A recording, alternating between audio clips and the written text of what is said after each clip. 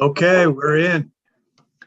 Okay, for the Pledge of Allegiance, please begin. I pledge allegiance to the flag of the United States of America, and to the republic for which it stands, one nation, under God, indivisible, with liberty and justice for all. Thank you. Can we have a roll call, please? Absolutely. Chair Vondergraaf, Present. Vice Chair Williams, Present. Maggie Bird, Present. Matthew Johnston, Present. Robert Trimborn, I will note as absent, Nanette Metz, Present. James Flickinger, I will note as absent, Gerald Abramson, Present. Steve Weiss has been excused, Steve Tannehill, Here. you do have a quorum, Chair. Thank you. Now, can we have an approval of the July minutes? These are on pages 8 through 19. Has anybody read who was at the July meeting? Has anybody read the July minutes? Are people familiar with the July minutes? Read some of them. Go fine to me. Yeah. Is there a motion to approve? I'll make a motion to approve the July minutes. Thank you. Is there a second? I'll second. Thank you. All in favor? Aye. Aye. Thank you. Aye. Let's move on to public comment period. If you see me looking over here strangely, it's because I'm looking at the agenda on my cell phone, so it takes a little bit of peering in that direction. Comments will be limited to a maximum of 3 underlined minutes per item. The public comment period is reserved for issues not on the agenda. If you wish to make a public comment on agenda item 5, please press the raise hand button. And if you are calling in, please press star to be added to the speaker when prompted by the chair of the airport. New business. Are there any public comments at this point? Chair, there are 3 hands raised, so we're promoting. Thank you. Can we start with the first one, please? You bet. I will announce Joni Conterno, and Joni, if you're online, go ahead and we'll give you 3 minutes. Thanks. You can hear me? We can hear you fine, Joni. Thank you. Thanks. I'm Joni Conterno, longtime resident of Oxnard. At last week's Oxnard City Council meeting, it became apparent there is much misunderstanding between individual aviation enthusiasts and the airport adjacent communities. I, like most of my fellow Oxnard Shores residents, are simply trying to get back to the safe, sane community we have known and loved up until the last 20 months. After the meeting, I spoke with Barb Filkin and Doug Paris, who were not alone in thinking that everyone wants to shut down the Oxnard Airport, along with all touch and go training flights. When I asked if they train touch and goes within the recommended pattern, they both said yes. So hallelujah for the good pilots that fly friendly. This past weekend was yet another example of numerous flight schools disregarding fly-friendly procedures. And yes, I do mean flight schools. Every single violation I recorded, and there were many, was from a flight school training touch and goes in violation of the recommended procedures. Most of these flights included multiple planes flying the pattern simultaneously, creating a continuous loop of unforgivable noise, safety, and environmental impact.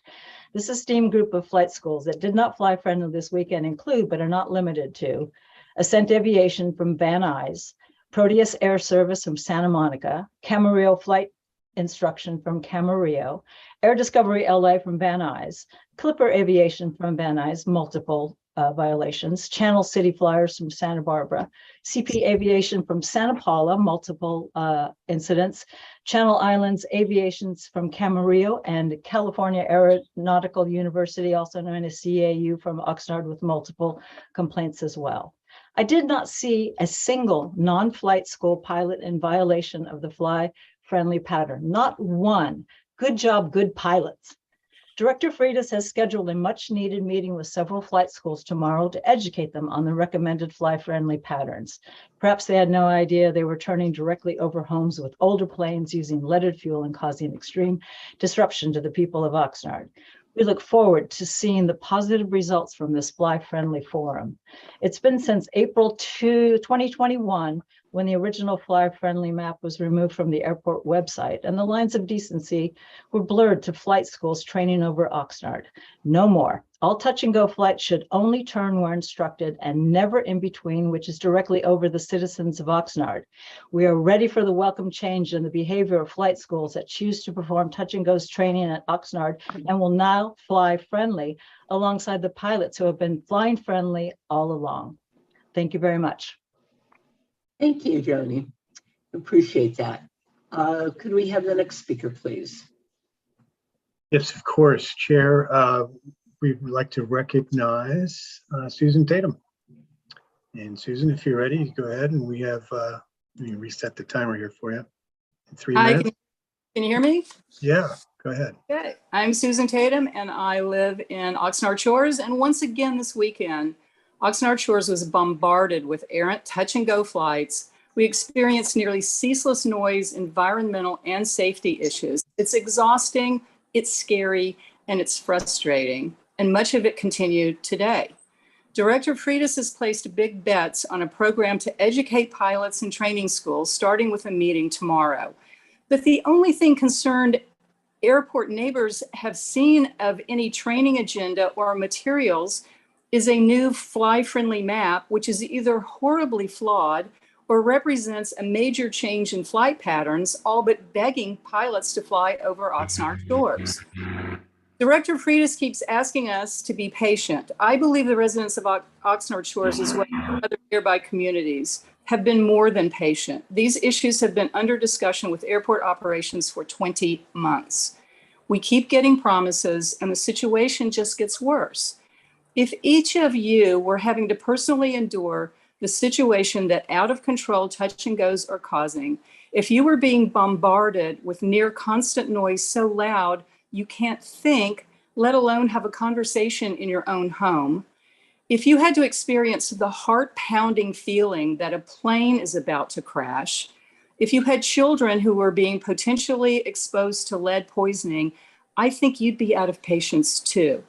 As late as April of 2021, the Oxnard Airport website was showing a fly-friendly map that very clearly indicated no flights were to be made over Oxnard shores. In the noise abatement study the airport conducted in the late 1990s, there were also no flights over Oxnard shores. We need to get back to that in real time. Thank you. Thank you very much, Susan. I believe there's a third speaker. Chair, we have a fourth speaker who's joined, but first we'll hear from Doug Partello, please. Please go ahead. Hi, can you hear me? We can. Okay, good evening, everyone. I appreciate the time to Good speak. evening, sir. This problem that the beach communities in Oxnard has been experienced has been brought to my attention. I also attended the Oxnard City Council meeting, and I appreciated the new director giving some information and just his comments and statistics in terms of these touch and go flights. It seems to be the one major rub that most of these folks are experiencing is just the frequency of the touch and goes, and also how low they're flying. So I understand that the program for them to fly down Fifth Street and Woolley and then turn once they get out to the ocean is voluntary. I don't know if there's a possibility that that can be changed to be mandatory. I don't know what enforcement the authorities are capable. I know that the director had mentioned about some new technology that they can track the flights and know the offenders. But at the same time, I also understand that those are also voluntary to give that information so that their planes can actually be tracked. The Oxnard Airport is under the authority of Ventura County, but we know that the residents have been negatively impacted by this activity. There's also some new developments of Portino and Teal Club specific plan, which are planned in very close proximity to the airport. And this is of a concern. I'm the chair of the neighborhood council, and I've had it as an agenda item concerning these developments, particularly the Teal Club, as that would be 990 residents, businesses, and light industrial in close proximity to the airport. There's also plans by the school board to include a K-8 school right at Doris and Patterson, and that would be about 1,000 yards away from the actual protection zone.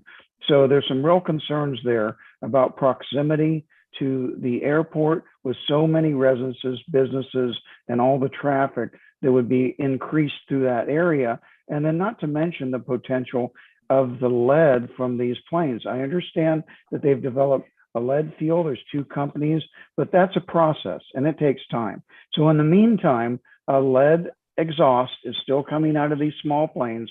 There's a potential of a health risk, and particularly to young children. I spent a 40-year career taking care of premature babies and critically ill children. And so I know firsthand as a healthcare provider, the effects of lead poisoning. I hope that studies can be done. I know there was one in 1998. I hope more studies can be done and we can get more data concerning that. And I hope these concerns of the residents will get some action. So thank you for your time. I appreciate it. Thank you, sir. I believe there's a 4th speaker. There is, Chair. It's David Cronshaw. And David? Hey, yes, thank you. Ready? Yeah, do you hear me okay, Dave? We got you. Good Great, evening. thanks for promoting me up. Yes, thank you, Airport Advisory Commission. I'm a local resident and a big supporter of Director Freitas' effort in educating the flight schools and also just his whole team, Dave, and VC Airport. So I just wanted to make that clear to make sure I'm not one of these other so-called residents that always are negative and with comments. But in the last few months, I track daily, I've seen a large increase of the number of flight schools directly from Van Nuys and Santa Monica airports flying directly to Oxnard for their flight training. And I've said this before in past meetings, but many of these schools are sending their fleets of over 20 aircraft to Oxnard to train over our skies. This is kind of it's a completely acceptable, as we know from the regional airport agreements that all airports have. But what I'm seeing is this recent trend is something I haven't seen in the past since I started tracking daily Oxnard airport training over 3 years ago. So they're not coming from our local schools. They're coming from Santa Monica and Van Nuys. With these LA flight schools, we're seeing multiple instances of flight trainings that are not adhering to our voluntary noise abatement procedures. And I understand they're voluntary by flying south, way south of Fully and flight patterns directly turning left over Oxnard Shores neighborhood. So the in my kind of my tracking, this is what I know. This increased traffic training is from only 5 very large Santa Monica and Van Nuys flight schools with very large leased fleets. The increase is not from our local schools. And then with this increased training over Oxnard has come the big issue of, quote, safety.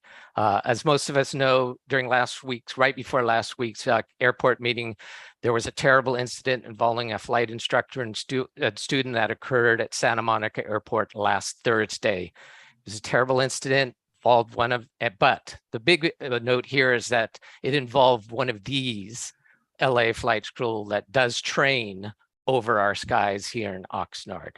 It's terrible. I know it is. But so this brings up my question of safety and Oxnard residents below the training. Santa Monica, Van Nuys airports are using us for training as a result of backups and restrictions at their own airports. These flight schools are using leased aircraft in their rental and training fleets. If you look online, many of them are leased and from the 1970s and actually some from the 1960s. I got rid of my 1970 Pinto years ago. As a result, for residents of us below, we don't 10 feel seconds, safe. sir. You're welcome. Yes. So the question is, with flight training over our neighborhoods, what assurances do we as residents have that there won't be another incident? Thank you very much. Thank you, sir. Thank you. Are there any further speakers? Yeah, Chair, we do have one more, and that's Okay. Walter Hagedorn, and he's joined us. And Walt? Good evening, board members. I want to reiterate some of the issues that we've had this in the last few weeks, and they mirror some of the things we've had over the last 2 or more years with the with constant flights over. I just was working in my garage and heard so many planes. I went out and just videoed for 10 minutes, and 6 planes came over. This is and we are getting more and more people who are getting involved with this when they find out that we're very active, because they didn't feel there was a voice out there, and now they do, and they're very upset. One of the things I've done since 2 years ago, I'm an architect, I get involved with all types of codes and things. So I was interested in what was going on, especially with the North Shores development, with the EIR, where people were complaining, and it said that the city said, well, they're going to fly 20 degrees to the right, and they're not going to go anywhere near Oxnard Shores or North Shores. So that was one data point. Then, as I started to read the comprehensive land use plan, it's in there, it says that the tower will direct or vector people away from noise sensitive areas. And then last week, a Part 150 study that was done in conjunction with this land use plan was also was posted. We've been looking for it because it was referenced in the land use plan. And last night I had a chance to go over it in some detail. And again, another data point, the noise exposure maps that were given to the FAA for their approval had to go through a certain methodology. It was a very comprehensive study, one that cost, I'm sure, hundreds of thousands of dollars. And in there, they have to show traffic patterns, actual patterns, which are either actually data that's been collected, or it's reported to them that this is what happens, and those go into these exposure maps. And the 2 touch and go routes patterns, one is left and one is right. And when I did the calculations, about 60-40 left and right. So they were flying those patterns back, they were flying those patterns back in 98. So at the turn, somewhere around 98, 99, 2000, when these things were, the Part 150 study was completed in February of 2000, and then the land use plan was adopted in July of that year. 20 seconds, sir. So the question is, all of that work has been done. These are the rules the airport should be working from, and I don't see them doing that, and I don't see why another study will help that much. Thank you. Thank you, sir. Are there any more speakers, please? Chair, I do not see anybody who wishes to speak under item 5. Oh, pardon me. I take that back. Eleanor has a couple to read out. Okay, let's have those, please. The first comment is from Rita Weingarten. It reads, "Good evening. My name is Rita Weingarten. I'm a homeowner in Oxnard Shores. On September 8th, 2022, a training pilot and student were killed in a plane crash during a flight training session. The report from the Santa Monica Daily Press states that, quote, everything seemed normal during a landing approach before the plane suddenly climbed and crashed.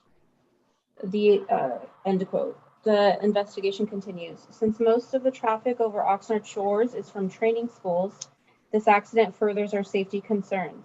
This past weekend, we had planes flying low over Oxnard Shores and surrounding neighborhoods. These planes fly over every couple of minutes for hours and hours. These planes are old, some dating as far back as the mid-1950s. Yesterday, we had 5 different flight schools circling our homes all morning, afternoon, and into the early evening.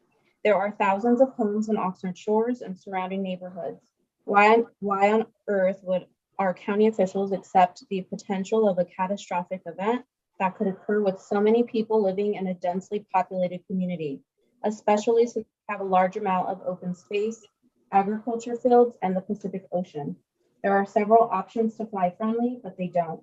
It's not that they can't fly friendly, it's that they won't. Director Freitas mentioned at the Oxnard City Council meeting last week that he had negotiated with the FAA for a Camarillo concern and succeeded. Why not negotiate a mandatory Oxnard fly-friendly pattern to address the safety concerns of the residents? End of comment from Rita Weingarten. The next comment is from Ken Collings. It reads, we've noticed an increase in air traffic directly over our home here in the shores. It's impacting our ability to conduct business, so we know it's not just our imagination. What is causing them? We also know that there is a quote suggested, unquote, mandate that the planes turn either before harbor or after the neighborhood, and much of the noise is because planes are not doing this. Why is that? Our concern beyond noise is safety. It's only a matter of time before someone loses an engine and drops into the houses. Thanks. End of comment from Ken Collins. The next comment is from Marnie Steve. It reads, my husband and I are long-term residents of Oxnard Shores, living here since 1985. We are perfectly aware that when moving into a house near an airport, there would be occasional planes taking off and landing, and that used to be the case. What we did not sign up for is flight schools doing touch and goes continually for hours on end, banking turns directly over our home. So loud and so low, phone calls are interrupted. There is absolutely no relaxing, listening to music, or chatting with friends in our beautiful backyard. It seems with all the empty land just to the north, it would make more sense to do it there if it needs to be done at all. End of comment from Marnie Steve. The next comment is from Arthur Fern. It reads, hello, I am writing to voice my opposition to the flight pattern over the homes of Oxnard Shores. It's loud, and what's worse, it's dangerous. Planes fail, and when one does over our homes, people will die. If you must run this traffic, stick to the quote suggested, unquote, mandate and turn before harbor or out beyond the homes.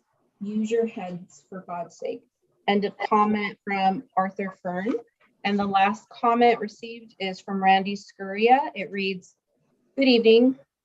The idea and execution of the voluntary noise abatement flight pattern is great. Trouble is that it's just what disrespectful and unclearing flight schools like, because there's no enforcement, no penalties. These flight schools probably rely on social media to promote their business.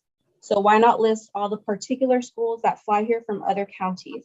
We on the ground have access to the tail numbers of the offending noisemakers and know which airport they came from. But if we had the corresponding flight school name to go with those tail numbers, we could give our opinion of their business practices on social media, i.e. Yelp and such.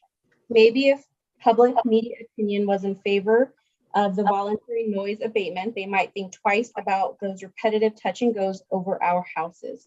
Thank you. End of comment from Randy Scuria, and that concludes the written comments that were received on agenda item number 5. Thank you very much. Are there any other speakers or other comments before we move on? Chair, it does appear that we've heard them all. Okay, thank you. Let's move on to new business. Camarillo Airport Authority. Subject is receive and file regarding a planned pavement repair in 2023 for the Camarillo Airport runway B26 center line and taxiway A. Mr. Director? Madam Chair, I think we missed item A. Might be a resolution. It looks like item A to me. All right, maybe I have the different one. I'll let you continue. I have same A, consider adoption resolution 14, authorizing remote teleconference. Okay, that's not the one I'm looking at. So why don't you go ahead with that, since the agenda I'm looking at is definitely different. All right, I can read that. First item A, consider adoption of resolution number 14, authorizing remote teleconferencing meetings of the Aviation Advisory Commission pursuant to Government Code Section 54953, subdivision E of the Ralph M. Brown Act.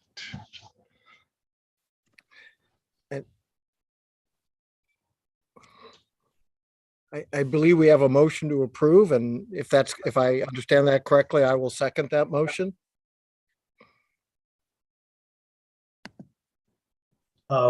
We'd like to record who the motion was made by. Is there a motion to approve? Matt Johnston, so moved. Is there a second? I seconded. Thank you. All in favor? Aye. Aye. Aye. Aye. Thank you. Any opposed? The motion carries.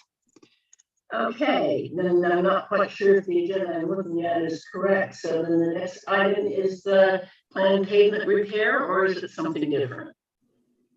That is correct. The item B. Thank you. Let's move on to the planned pavement repair in 2023 for Camarillo Airport runway. Aaron, if you would take us, we have a quick staff report on that, Madam Chair. Good evening, Chair Vandergraaf, Commission members. Thank you. Earlier this year, your commission and the Board of Supervisors approved a 5-year capital improvement plan, which included a project in 2025 to reconstruct the pavements for runway 826 and the connector taxiways at Camarillo Airport. However, the runway centerline and Taxiway Alpha in some areas are showing signs of cracking that needs attention. And I want to note that as we look at a couple pictures to get the sense of the repairs that are needed, we have ensured with our engineers that there's no current safety issues, but we do believe the repairs are necessary to ensure satisfactory service until reconstruction, which in 2025. So Dave, if you could go back just one second. So this is some of the existing conditions along the runway centerline at Camarillo Airport. We just have some longitudinal cracking, and we are planning to do a repair approximately 8 foot wide, centered on the centerline for the full length of the runway. If we could go to the next slide, please. And at Taxiway Alpha, we also have some alligator cracking where we performed an emergency repair on a southern portion, and we are looking to remove and replace in some areas during this construction or this rehabilitation to buy us some time. And really what's happening is that we have, we have subgrade that has deteriorated over time. Taxiway Alpha is about 42 years old. We just have some life cycle that with the amount of use that we have and the age is showing some signs of deterioration.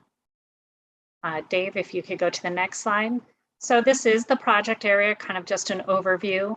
As I mentioned, we're going to do a mill and fill, so we'll remove a couple inches of pavement along the runway center line, approximately 8 feet wide, for the full length of the runway. Most of this work is anticipated to be done at night, so that we'll do as much as we can actually remove and repave and open the next morning for operations. And then we also have 2 areas at Taxiway Alpha that will likely require the taxiway to be closed for the duration of the repair. And that's so that we can remove the pavement and reinforce the subgrade and then repave. The actual construction schedule will be determined during design and in consultation with airport tenants. So we'll be providing options of what is possible and consulting with airport businesses and users to make sure that we're taking into account concerns. I do want to mention that this, the design is kicking off, but the work is actually scheduled in the first quarter of 2023, and we are anticipating that this will cost between $750,000 to $1 million. And this will be an out-of-pocket cost to the airport. as we are unable at this time to try to secure a grant without it impacting the schedule for the 2025 reconstruction. That is our goal. I'm happy to answer any questions.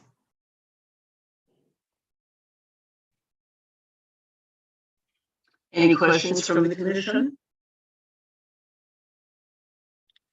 I have no question about the work. I did see in the packet that this was in the budget for 22, 23. Is that correct? So we've already budgeted for this coming out of the reserve fund. Yes. Thank you. Thank you. Any other questions from the commission? Okay, this is a receive and file report. Chair Yes. Vandergriff, I'm so sorry. I'm getting a lot of echo from your microphone. I don't know if anybody else is, but I am having some trouble hearing you from time to time. Maybe it's my speaker. I don't know. My apologies. Unfortunately, I do not have a headset with me if that would be any clarification, so I do apologize for that. It might be because your phone is also on. So if you mute the speaker on the phone, that might help. Let's see if I can do that.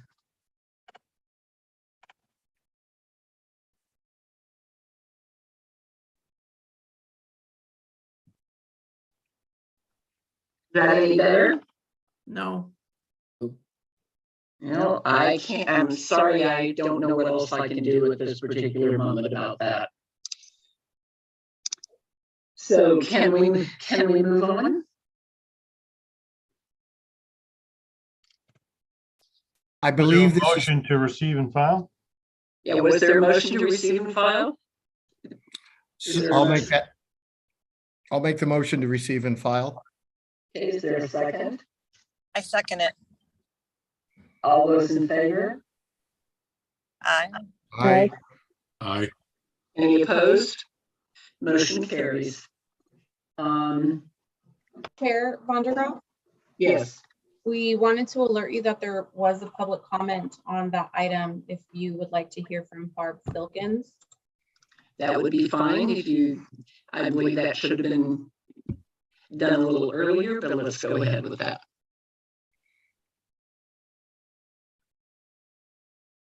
Please go ahead.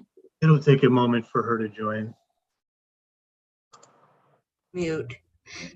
Just that I think that from a standpoint of the improvements, since I fly out of Camarillo occasionally with students, I would definitely say this is a needed improvement short term for both safety and for the improvement to service for the tenants at Camarillo. Just kudos to the county. Thank you. Much appreciated. Are there any other comments? Not at this time, Chair. Okay, any written comments? There are no written comments on this item. Okay, shall we go on then to the third amendment to the lease with studio wings? Yes, Madam Chair. So the next three items, items C, D, and E, Madeline from our office will give an overview of each of them. The first one is approval and authorization of the Director of Airports or Designee to sign the third amendment to lease with Studio Wings, a California corporation, for 65A Durley Avenue at Camarillo Airport. Madeline, if you want to give us our first overview. Sure. And actually, good evening, Chair Vandergraaf and commission members. 6C and 6D are related and probably are familiar to most of you. This is a grouping of hangars that were owned by Bill Burr, and he had 65A and B in a lease, in one lease. He came back to the airport to divide this into two separate leases and subsequently signed lease assignments to his subtenants, who are Studio Wings and Lee Aviation. Studio Wings is in 65A, and Brightly Aviation is in 65B. Because the lease was assigned, the original use clause was still in place, which provided for Mr. Burr to do charter 135 charter service, which he stopped doing quite a few years ago. And to relieve these two tenants of the obligation to provide that service, we are bringing the third amendment for both leases to remove the obligation to provide charter and to correct the use clauses so that they could do that in the future if they preferred, but not obligate them to do so. So this is essentially correcting a use clause from an older lease to match the current tenant requirements. Thank you.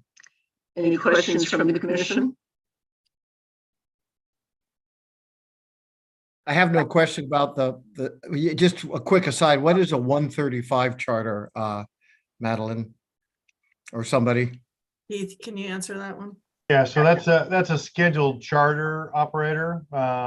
If you wanted to charter an airplane, it would typically be under 135, as opposed to a commercial operation, which is Part 121. So that's a United Airlines is Part 121. Scheduled charter is a 135. If you and a close 10 friends want to charter a private jet, that'd typically be under 135. Thank you. And Steve, originally, this tenant provided some medical services. So he would provide like an airlift service for medical services as well as equipment. So he did that regularly, and then due to an illness, he wasn't able to provide that service anymore. Well, an example of that is like Angel Flight, Steve. Yeah. Thank you. Any other questions, comments? Motion to approve? Oh, and I should add, each one needs to be done individually. So separate motion for each, sorry. And let's go ahead and do that. You want to go ahead, let's see. Since what I'm looking at seems to be a little bit out of the order, you have now covered all three. I want to make sure of. No, just the first two, 65C and D. Point of order, Madam Chairman. Is there public comment on these items? I believe I asked for that. Just could have missed it. Thank you.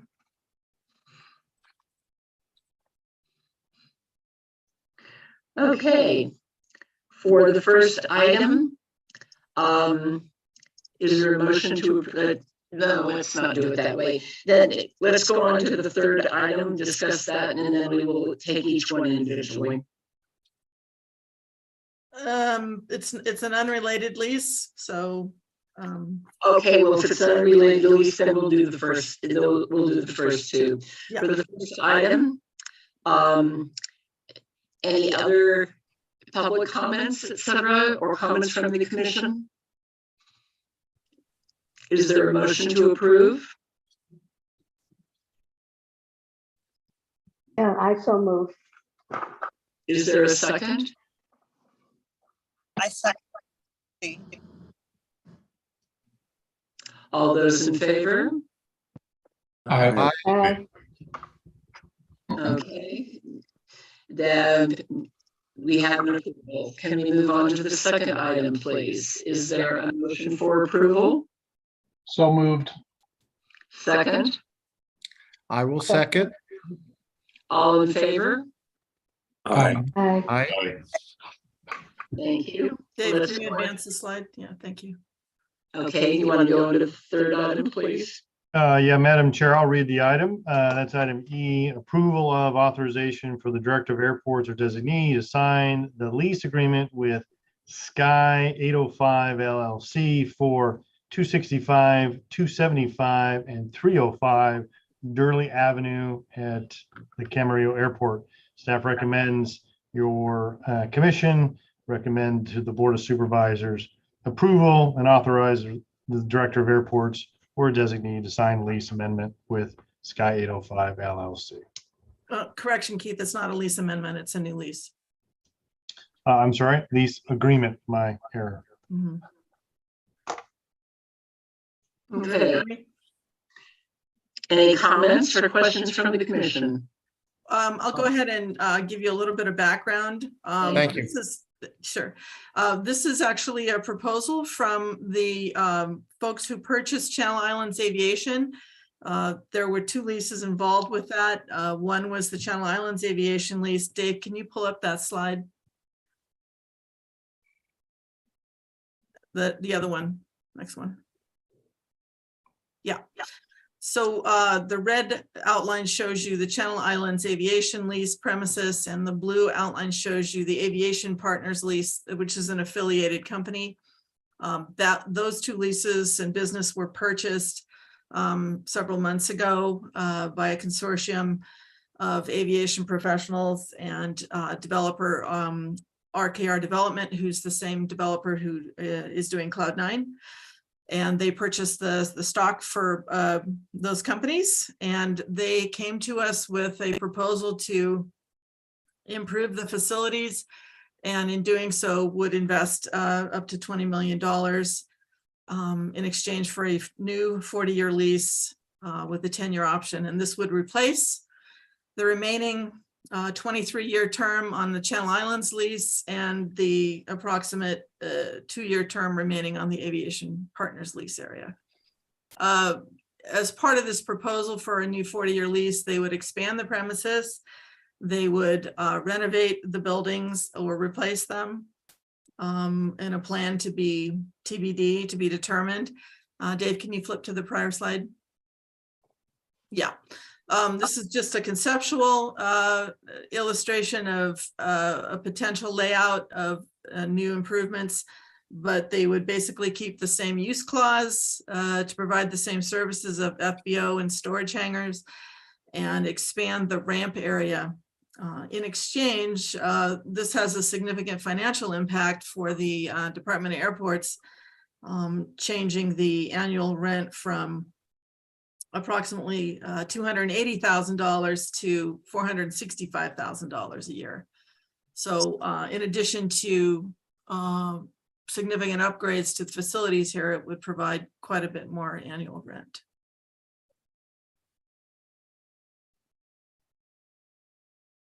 The developer proposes to make these changes over a 5-year period of time and spend approximately $20 million on these improvements.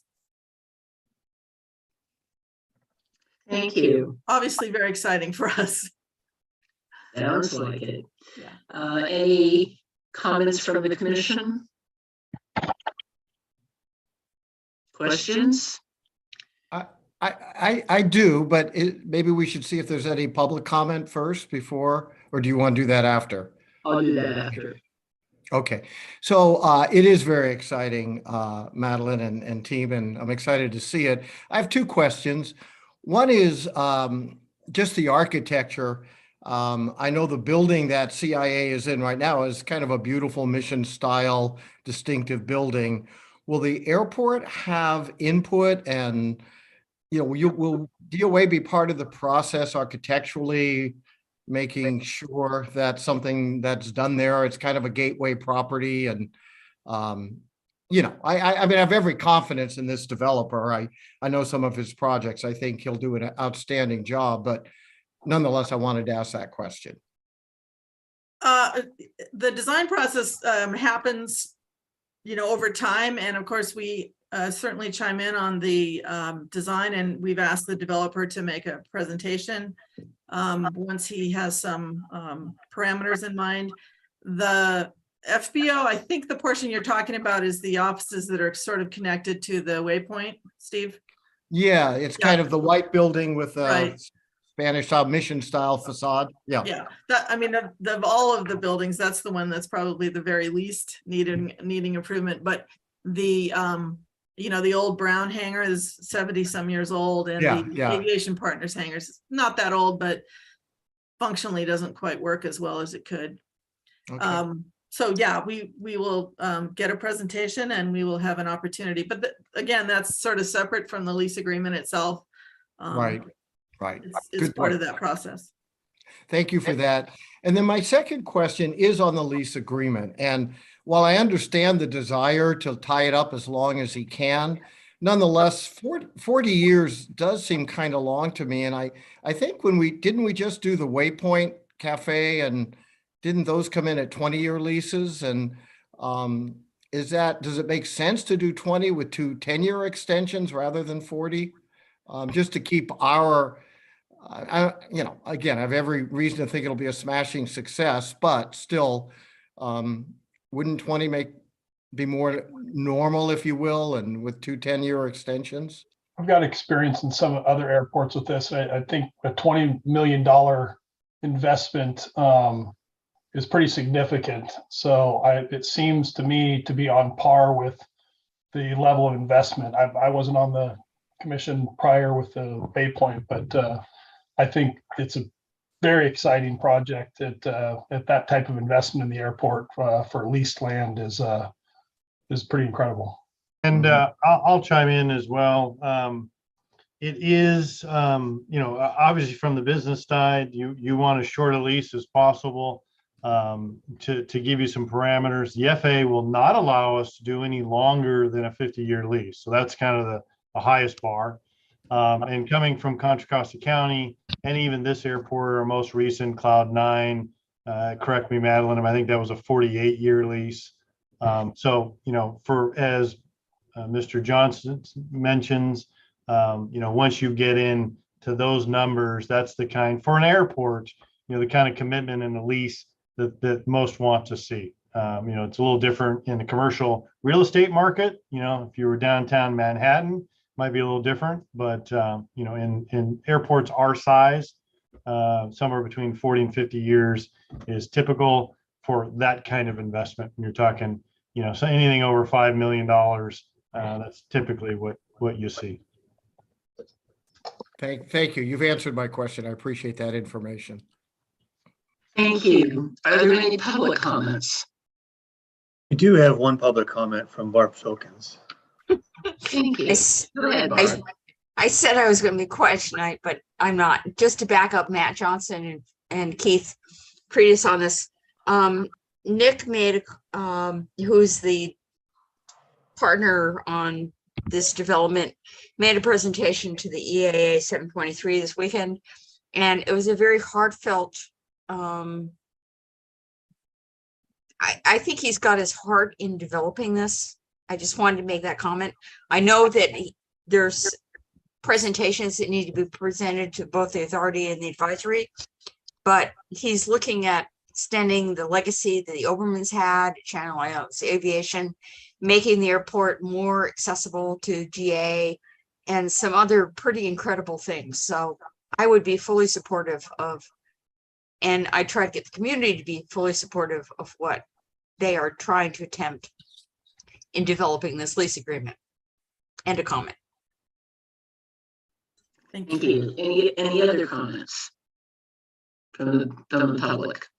No one has indicated they wish to speak on this item. Okay. So that is there a motion to approve the adoption of resolution 13? Wait a minute, sorry. This thing is messed up. My agenda is definitely out of order. I do apologize for the one I'm using. So, Chair, yeah, this is item E on the agenda. I move the staff. This is Robert Trimboard. I move the staff recommendation for item 6E. So go ahead, please.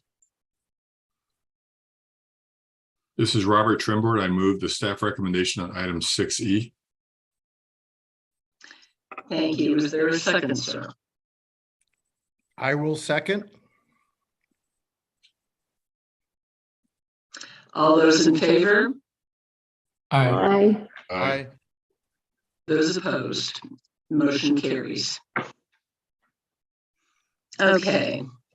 Let's go ahead to the next item, and I do apologize, but I don't think I can trust my agenda at this point. Madam Chair, yes, I'll go through item 6F, and the item is receive and file regarding update construction schedule for the Oxnard Airport Taxiway Connectors, Alpha Bravo, Charlie Delta, and Echo Reconstruction Project.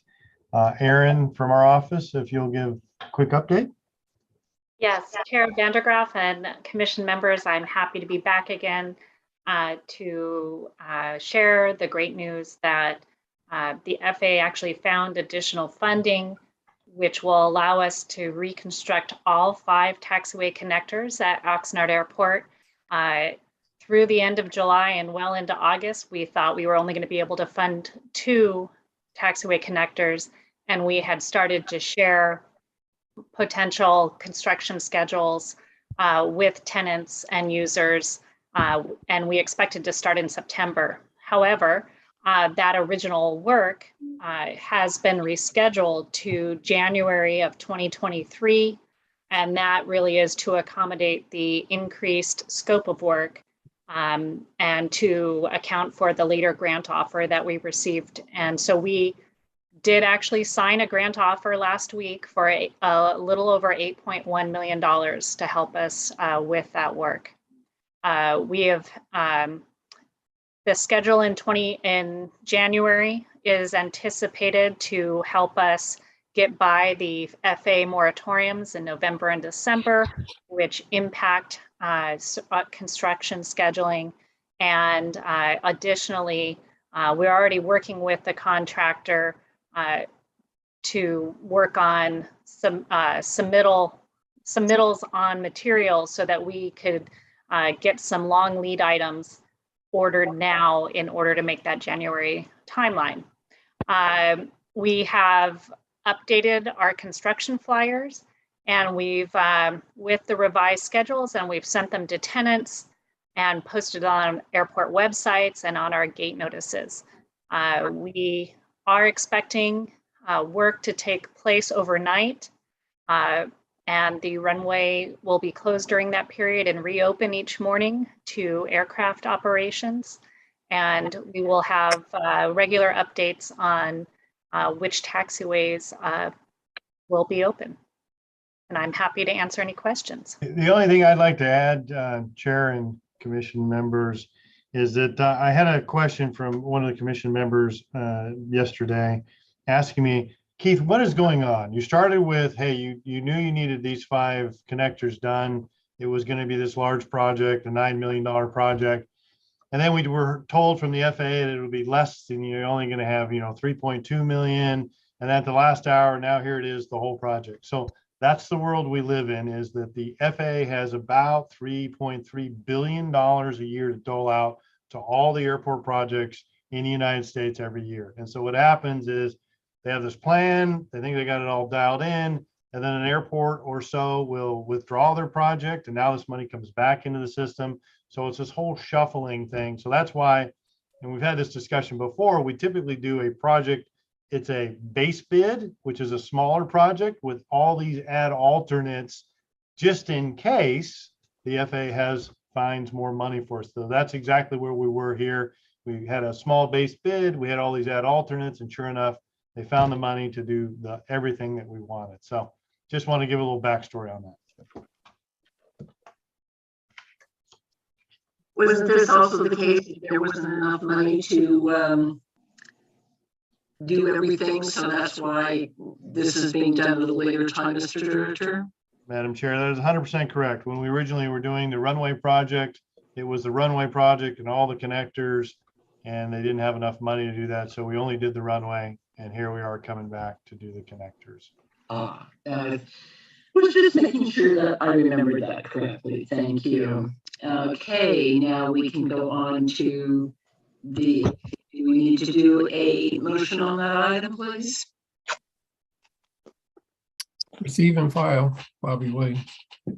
Okay, let's do receive and file. Next item, construction administration services contract. Madam Chair, do you want to do a receive and file and then second and vote on that, just to be consistent with others? We can do that. Okay. Well, we've never voted on receive and file until today. It's true. It's not, receive and file is, we just Receive and file is receive and file. All right, fair enough. Let's move that along. And the next item, I believe, if I'm trying to figure out my agenda here, is That is item 6G, Madam Chair. I'll read it for you. It's approval and award of a construction administration services contract to Aviation, a Woolpert company, in the not to exceed amount of $716,589 for the taxiway connectors pavement reconstruction project at Oxnard Airport.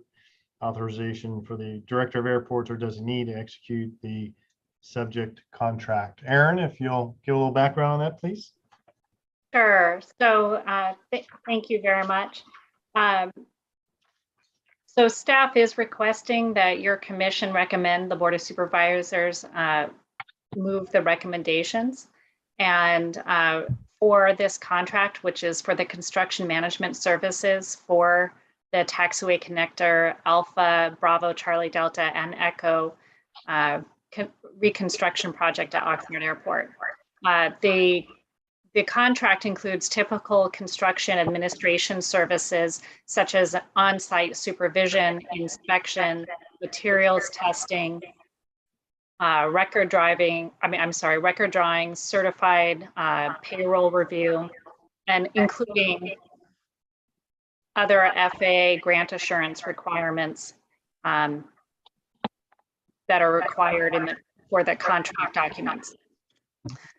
Due to the long lead times for some of the construction materials that I mentioned before, there is still some coordination that's required with the FAA to finalize negotiations with Aviation, the firm that will be managing the construction project, and we would like to award the contract to. So we have brought this item to you in a not to exceed amount, but we anticipate finalizing negotiations once we work with the FAA to get their buy-in, and then we will need the flexibility to move quickly to award the contract and get the material submittals reviewed by the contractor. So that's why we're bringing this item to you at this point in a not to exceed amount. And I'm happy to answer any questions.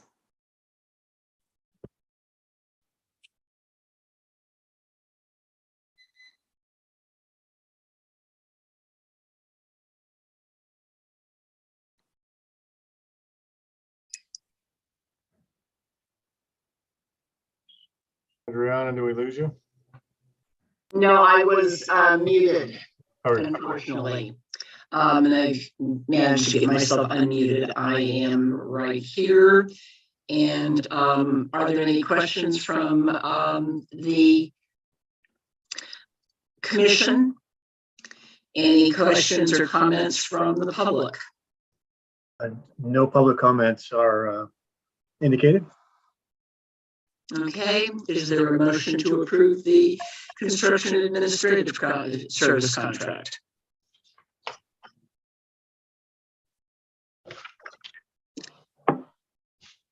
This is Robert Trimble. I'll move the staff recommendation, item 6G.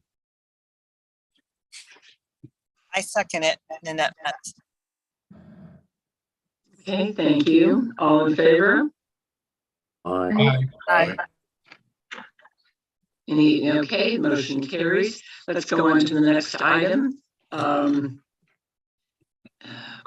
Item is item 6H, and it is a receive and file report on potential development for 2 aviation parcels at Oxnard Airport. And we have Madeline from our office give a quick update on that.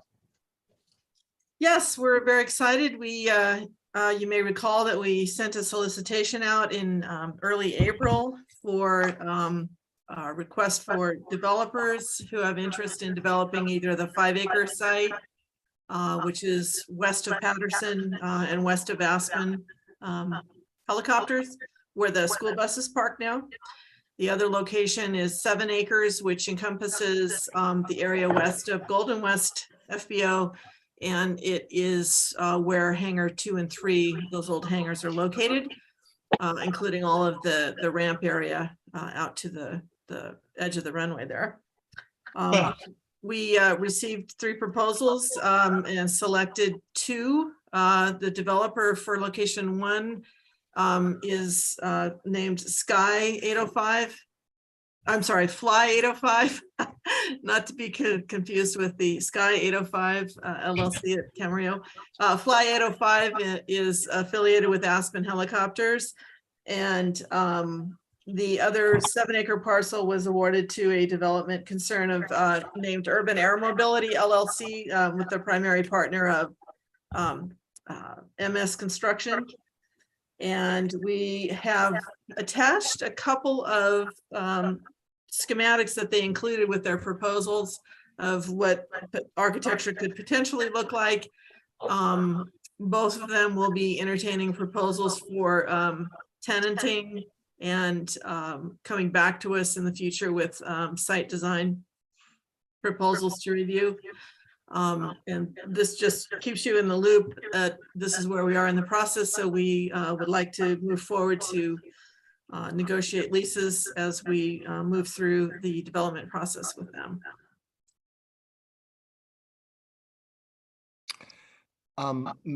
Question for, well, go ahead, Chair. Are there any comments from the commission? You can go ahead, Steve. So question maybe for Madeline or Director Freitas and whoever. So do we have any detail behind the buildings, like exactly what they want to put inside, what they want to do? And I noticed on the 7-acre, the rendering they've given us says Kepar jet charters. Is that implying they want to do a jet charter, or what do we know about what they want to do with these parcels? So the 5-acre parcel, the main partner there is Aspen Helicopters. And we know, of course, that he needs to build out his maintenance hangar on the site. And then he would likely propose additional storage hangars on the parcel.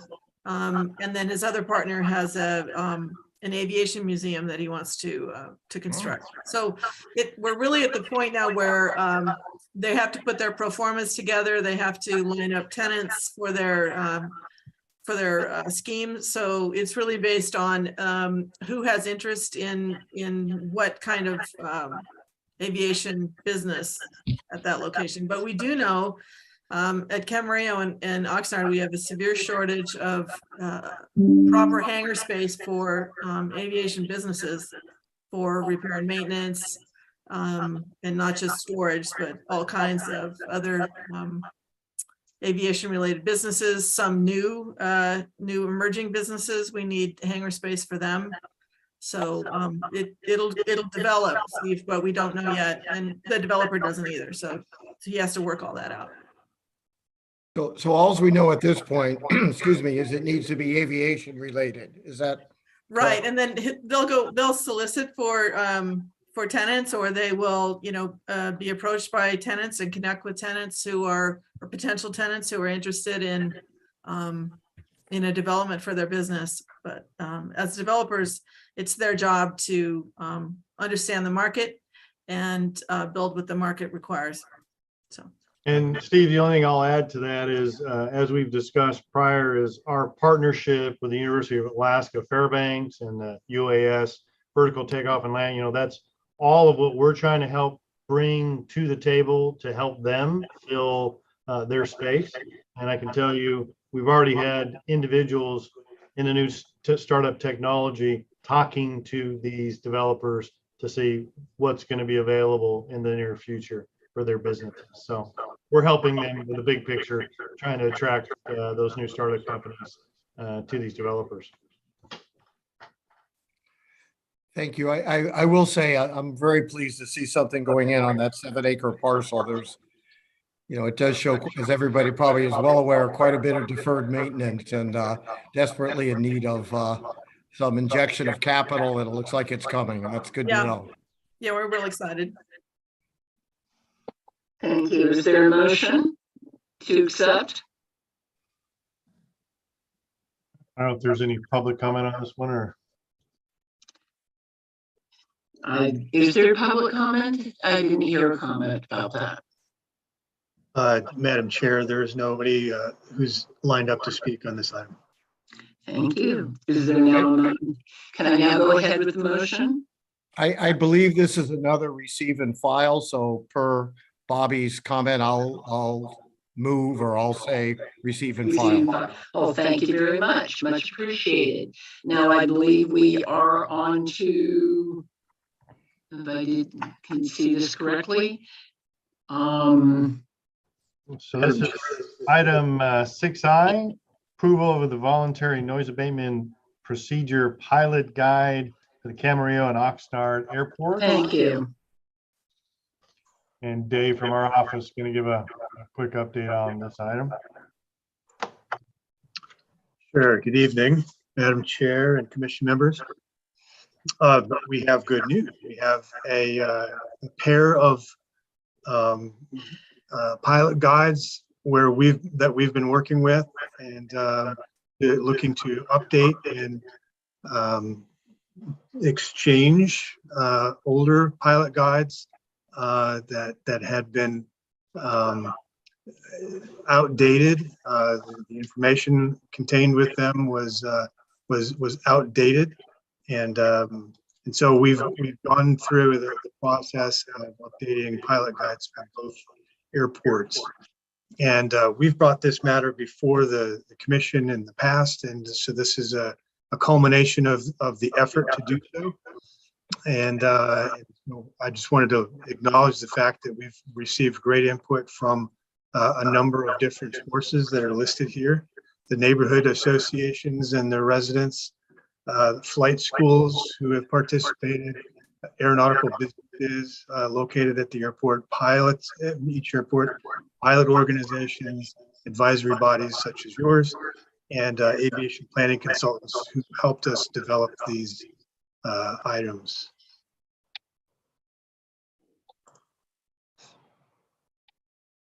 So just as a reminder, we had Camarillo Airport. We had diagrams that are shown graphically, and also to have some supporting text that goes with that. And these products are primarily for pilots. We do know that non-pilots do refer to these items.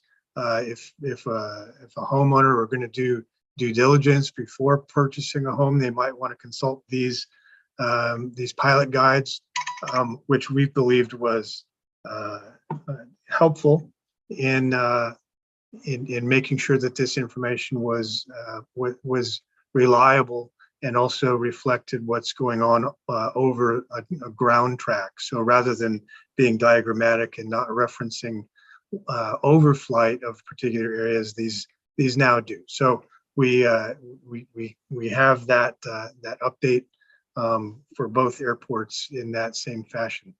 So we have different ways to look at it. We did top down, and sorry about that. We did also oblique angles so that we can see easily from a pilot's perspective what they might encounter when they arrive. So it just gives good information for pilots who are gathering as much information as they can as available prior to coming to the airport, or to reinforce information that they may already be familiar with if they're here frequently. We did these are the images front and back for what we'll hand out and have available on our website for Oxnard Airport as well.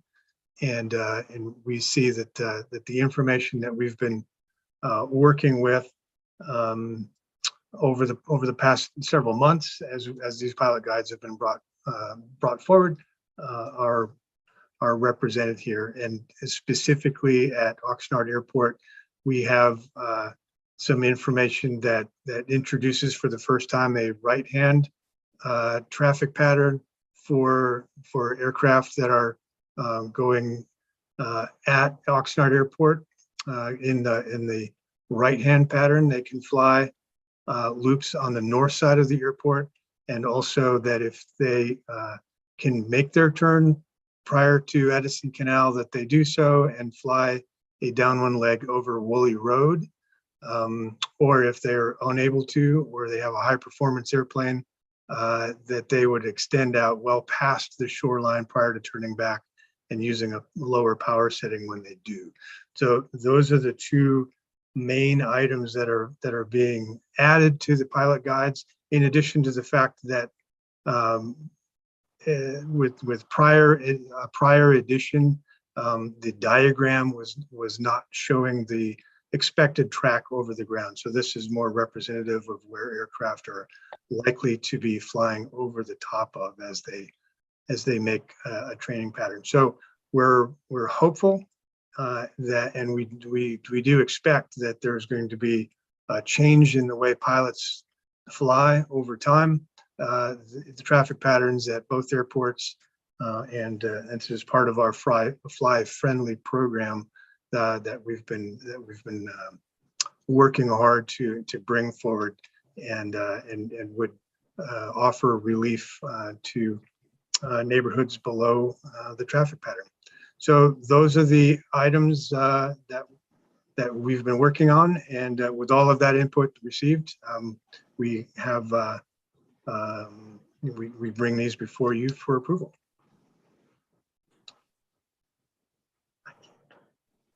And Chair, I did mute you. There was some feedback coming, so so you'll have to unmute to join again. Hey, Dave, I was wondering, before we get into questions, would it be possible to throw up the old at least pilot chart we had for Sure. Oxnard? Can you get to that?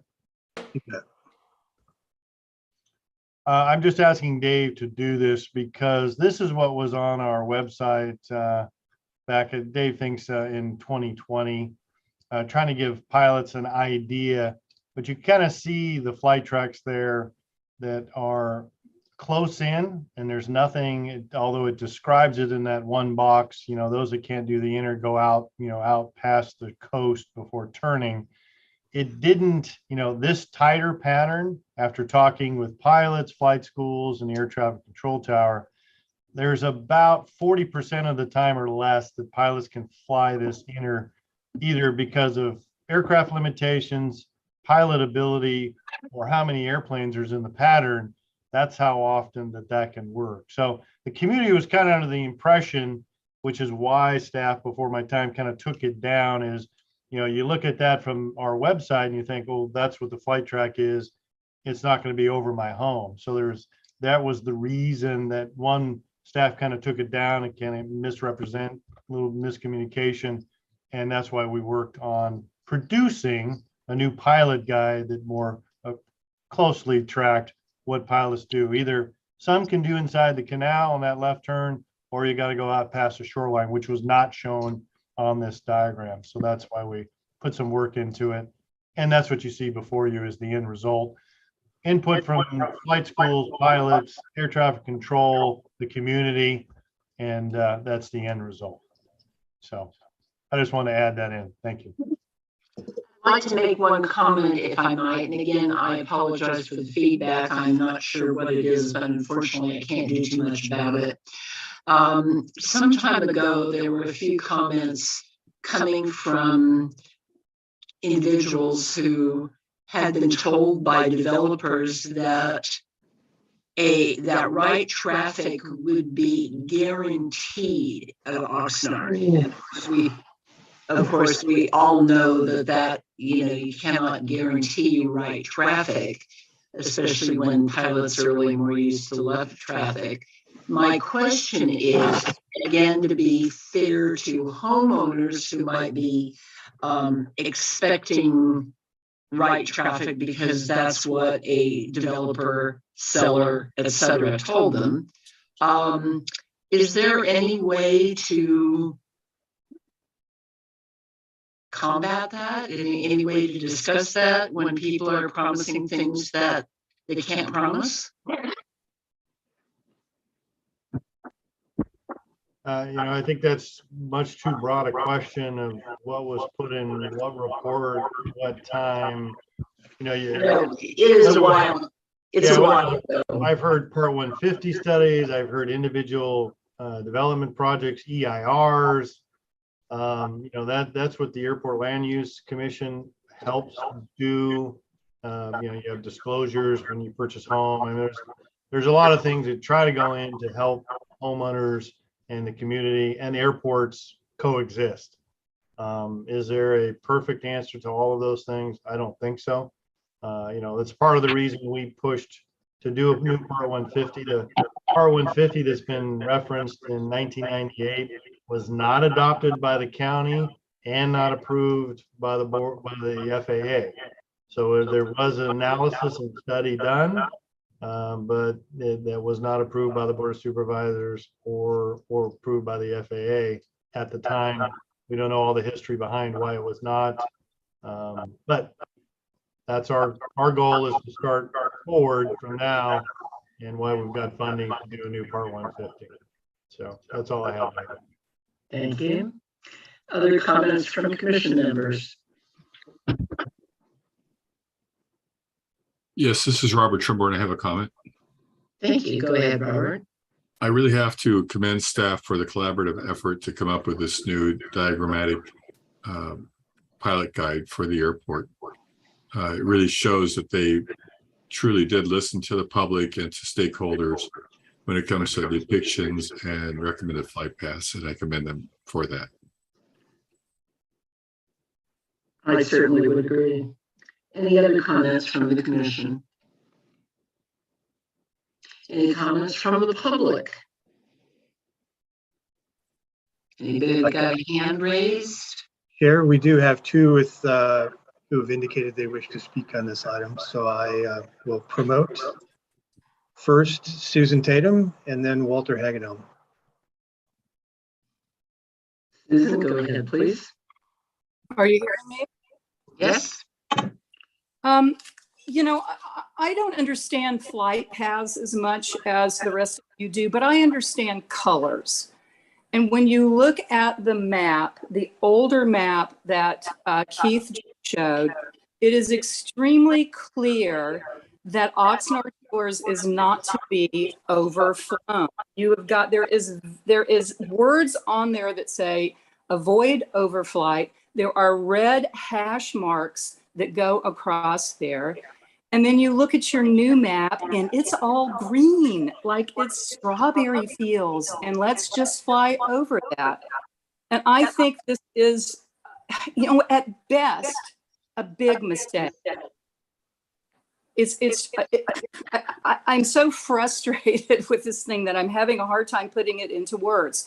But to use this to educate a pilot and training community with a map that is visually flawed and very vague about these fly out, how far do you have to fly out over the coast? And it actually, if you look at it, allows an additional pass across the shores. It's a good example of the interest not being shown in the residents of the non-pilot residents of Oxnard Shores. The people who did that original map obviously cared more about the citizens, the residents, the taxpayers in this area.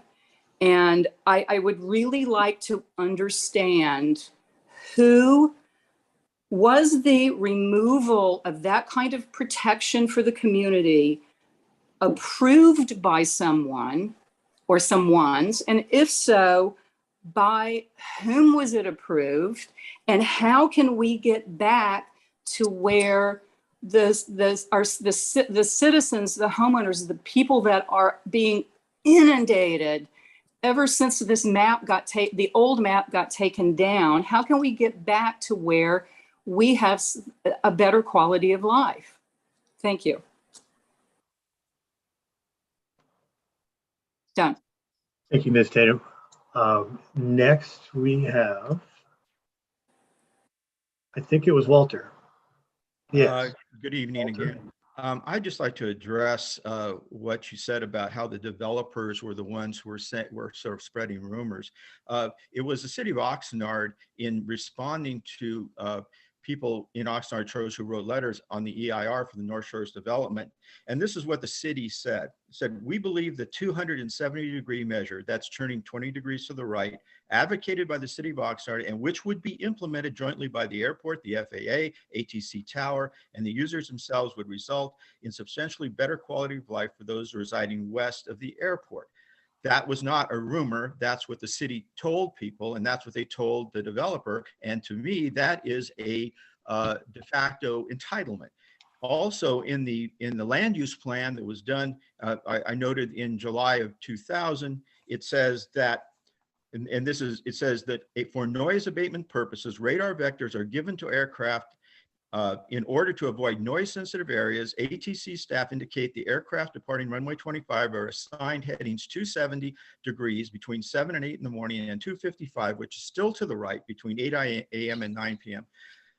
Now, these are not rumors. These are from the active documents that you have. Now, in my time remaining, I want to take on this map. One, I'm not speaking as the chair of the neighborhood council right now, but I am the chair of the neighborhood council, and I would not have approved this map. And one of the first things I would not have approved is at the bottom of the map, if you could put that up, it says southbound departures after reaching 700, turn left.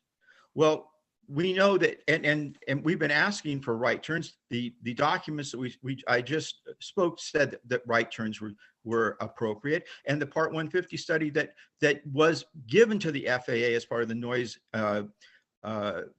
study said that there were right turns being done, and they were avoiding Oxnard Shores altogether. The only thing they talk about here as far as right traffic says, consider requesting right traffic when conditions permit. We know from talking to flight instructors, they don't want to take their students to the right. It is not the preferred way to go. And when you go left, and right now you did extend the patterns out because they could not fly that, and they can't fly this one either, because if they take a gentle increase in altitude, they're going to end up over Oxnard Shores. And if they go out to the beach, they're going to they've been cutting the corners, they have for a long time, and they go along the beach, and then they clip the corner again, they go right over my house, or they go over Steve's house, or they go over Dave's house, and they are south of Woolley Boulevard. I do not approve of this, and I don't think that encouraging people to go left without asking them to first go right is what we wanted, or what we've asked for, or what's proper. Thank you. Very good. Thank you, Walter. It looks like we have another name. Susan Nickel, I'm promoting you to panelist. And once you join, we'll give you 3 minutes.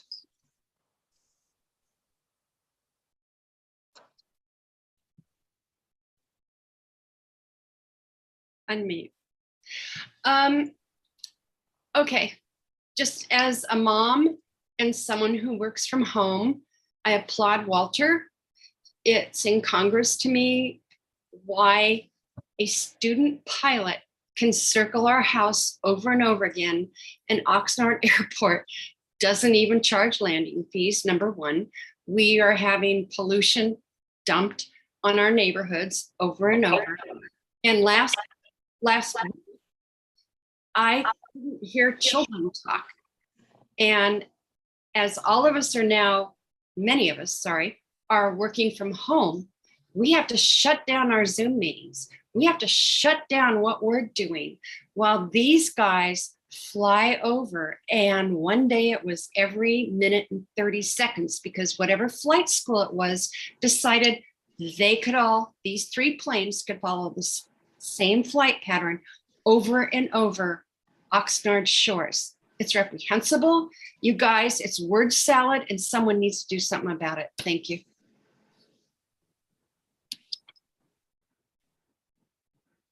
Very good. Chair, thank you for the comments. We do have a written comment. Yes. One written comment. Let's have the written comment, please. And just for clarification, there are 3 written comments. What, 1 or 3? Okay, the first comment is from Joe Gosselin. It reads, "Good evening. My name is Joe Gosselin, and I live in Oxnard Shores. I would like to suggest that we have a direct communication access to the new communications person that was recently hired. This would allow us to communicate directly about quote offenders unquote of the new recommended fly friendly routes. We can send her the flight tracker and tail registration details so she can see and track the worst offenders. After receipt of this information, she would then place a call to the offender and have a detailed discussion about what is expected of pilots utilizing Oxnard for their touch and goes. I would like Director Freitas to publicly state that he is willing to be the job duties. I also think that the practice of quote hiding unquote tail numbers should be banned if a pilot wants to perform touch and goes at Oxnard Airport. Typically, these pilots are among the worst offenders of not complying with the fly friendly pattern. My last comment is about why the old flight path maps showed Oxnard shores clearly marked with the words quote avoid overflight unquote, and yet this was taken down on August 29th, 2021. The new maps should have this added back in before going to the flight schools and being published. End of comment from Joe Gosselin. The next comment is from Rita Weingarten. It reads, good evening, my name is Rita Weingarten. I live in Oxnard Shores. Our noise issue is worsening each week. This past weekend, especially Sunday, was the worst ever of the amount of low flying planes over our neighborhoods. Every plane was a pilot in training. On Sunday, we recorded decibel readings louder than 90 decibels. At one time, we had 4 different training planes circling every minute or two. This began in the morning and continued throughout the day and into the early evening. At the City Council meeting on September 6, 2022, one of our volunteers asked for the City Council members to visit our homes so they may see and hear the quality of life issues that we are forced to live with. Council member Gabe Teran and Vianney Lopez accepted the invitation. We are currently looking to schedule that visit. Oxnard Mayor Zaragoza requested more information regarding possible lead poisoning. For the first time, we left the meeting feeling as though we were truly heard. We have been more than patient.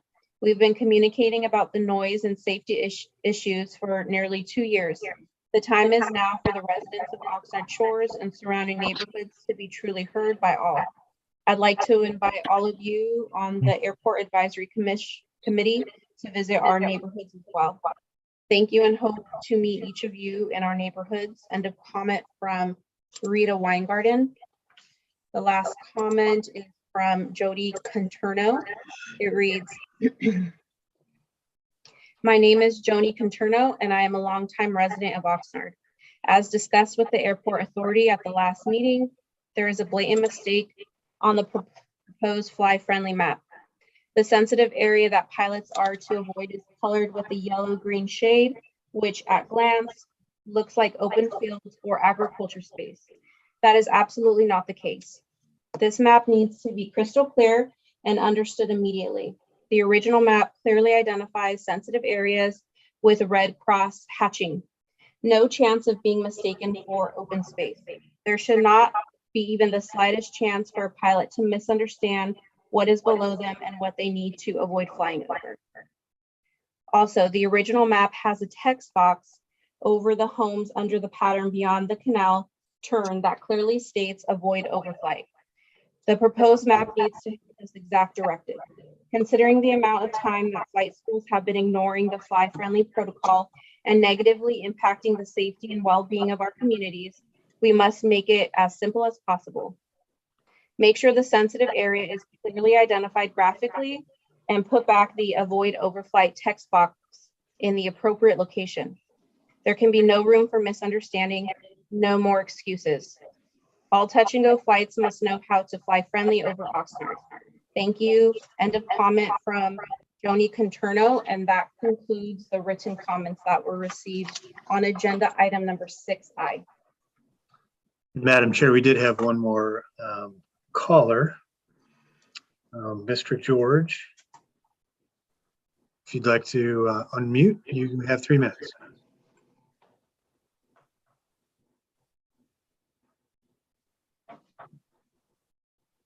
Go ahead, please, Mr. George. Hello, everyone. I just wanted to note what a great last couple of weeks has been for the airports. We've had some really good developments that have been very positive, in my opinion. Number one was, of course, the FAA approving the unleaded fuel.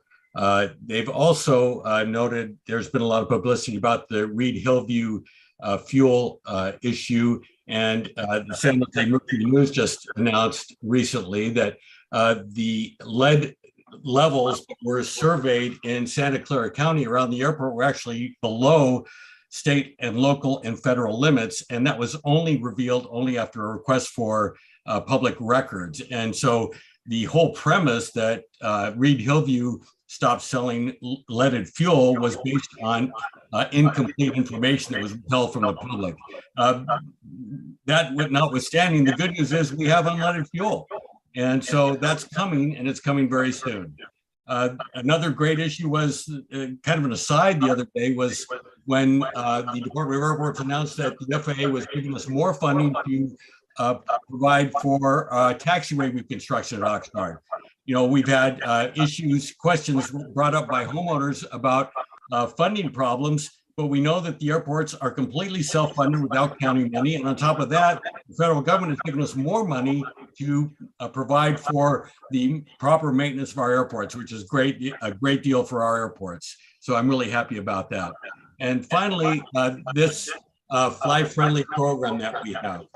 This is a great first step for sure. And I am confident that with the help of the DOA and the FAA Direct Control Tower, I spoke to a lot of pilots at Oxnard Airport. They're on board with it. This is something that we are going to carry forward to make sure that we are flying friendly. And so we have literally every problem that has been addressed by some of the local Oxnard Shores people has been addressed. I'm really happy about that because the Department of Airports has been really responsive. Our local pilots are being responsive. We've taken care of all the major objections to this in the last couple of weeks, which is really, I think, incredible. So I think that we're looking forward to a great future at Oxnard Airport, and we're going to be continuing to operate Oxnard Airport in a way that's friendly for many years to come, and I'm very happy about that. Thank you, Mr. George. Are there any other comments, either written or spoken? Standby chair, I'm promoting Barb Filkins. If I'm muted or unmuted. Yep. Okay. So I just want to add on to John George and a little bit to Matt Johnson. Sorry, Matt. There's one thing we need to keep in mind, and this is a bit esoteric, but the question I would propose to this commission, advisory and authority, has anybody asked the children what they want? I've flown children from Oxnard Shores that fought over who wanted the right seat or the left seat in the airplane. So there's a dynamic here that is above and beyond anything that we talk about in terms of the short, the lead poisoning, the noise, whatever. There's a whole future that lies on what this and other airports in the SoCal basin can provide. Oxnard's not alone.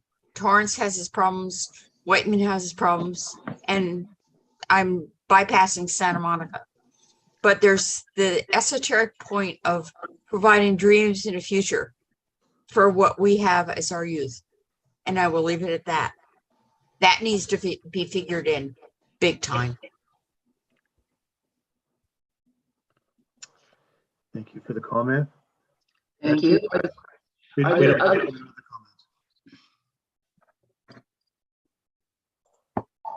Is that it?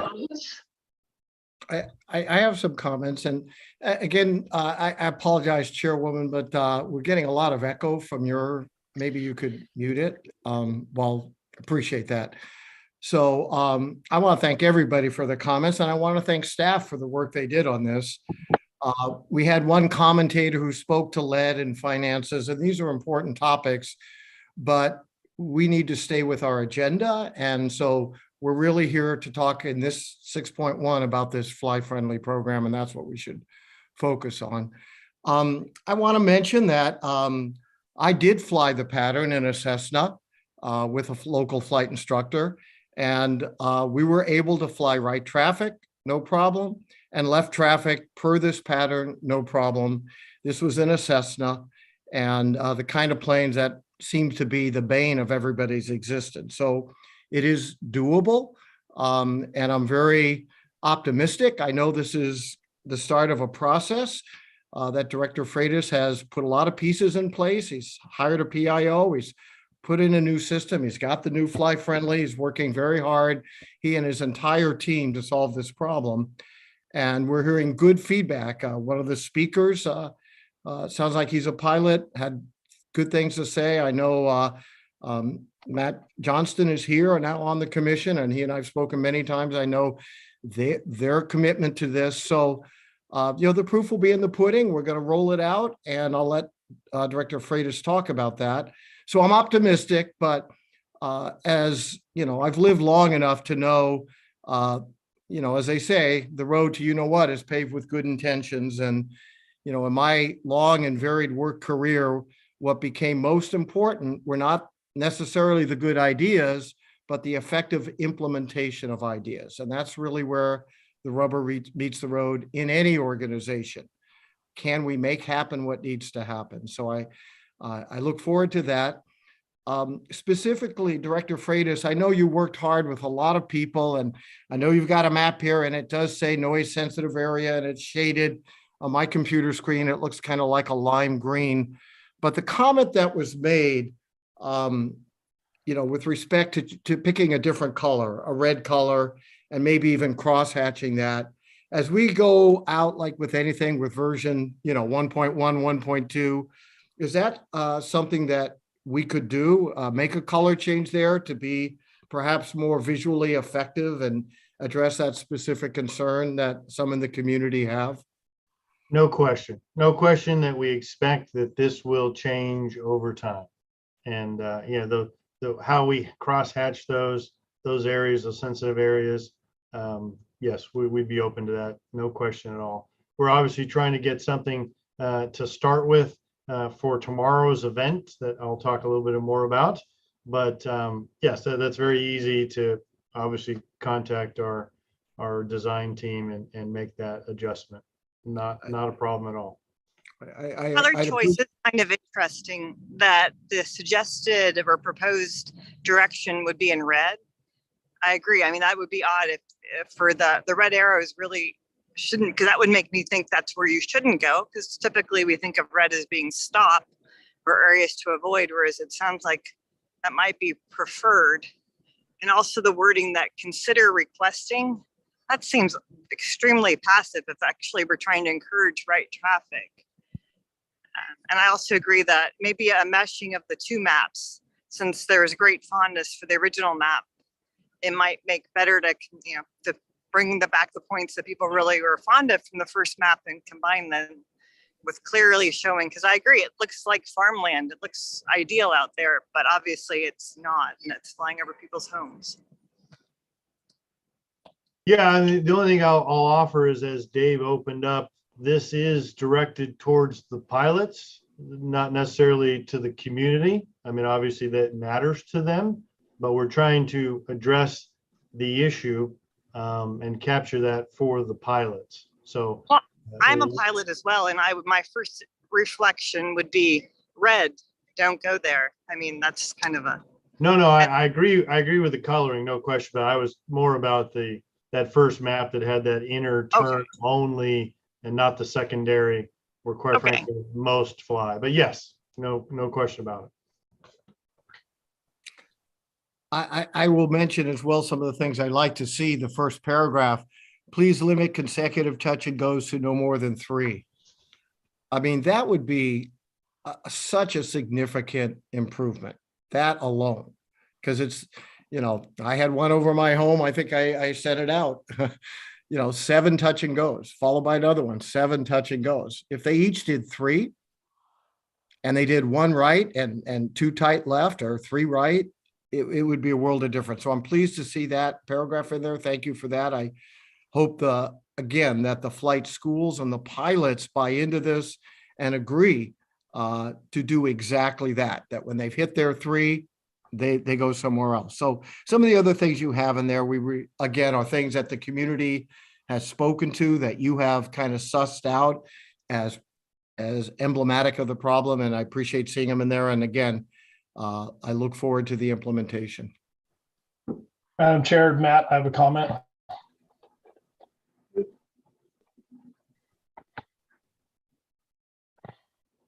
Please go ahead. Yeah, I want to also commend the staff. It's my first meeting, so there's a lot of great work that appears to have taken place here, and I've also been involved outside of these meetings. I think it's a function of education, and this is a great beginning. We've not only got to educate the pilots, but I think we've got to educate the community and make sure we have good communications occurring and good intentions really from both sides.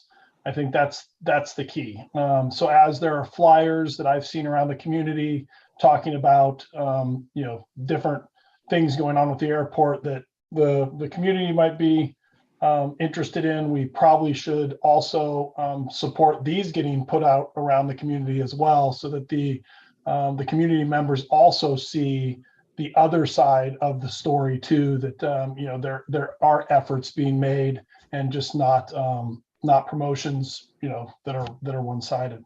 So I commend this first effort. I look forward to continuing the education of all parties and the communications, because I think that's going to be the key to our success. I also want to commend the staff, the department staff, reaching beyond, because we've heard a lot of comments tonight about the schools from outside the area coming in. So I know there's a big effort to reach down to the LA basin and have conversations with those schools. So I appreciate that effort as well, because every airport has its uniqueness, and we need to communicate about the uniquenesses regarding Oxnard. Thanks for the comment at the time. Thank you. Other issues to move on to?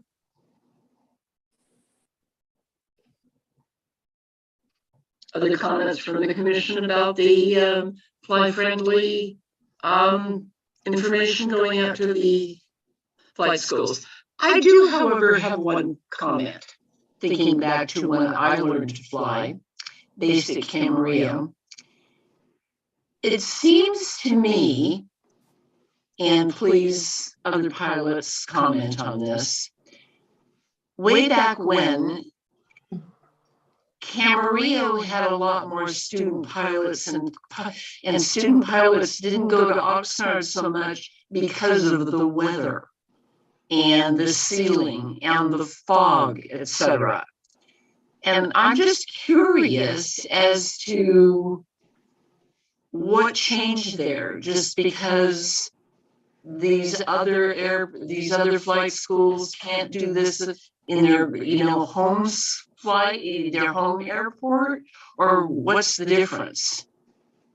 I think this is Matt commenting. I've got some perspective on that. The Camarillo airport has gotten a lot busier over the years. I think if you look at operations at the Camarillo airport, I fly Young Eagles out of Camarillo, and the wait time to depart, sometimes even get into the pattern in Camarillo, can be 15 minutes. You can hold outside or waiting to depart. So Oxnard is not as impacted as I would venture to state that Camarillo is. So it tends to then allow for more traffic or more ability to come and go, whereas Camarillo just has more population in terms of departures and arrivals, or more operations, I mean. Thanks, Matt. I would actually agree with that. I just find it interesting that Oxnard used to not be that popular simply because of the oftentimes low ceiling. and it's still the case at times. Okay, any other comments, recommendations? Okay, Mr. Director, I'm going to ask you for the next point. With the approval of the pilot guide, does the commission want to go ahead and approve the pilot guide, or as the initial pilot guide, or what does the commission wish to do?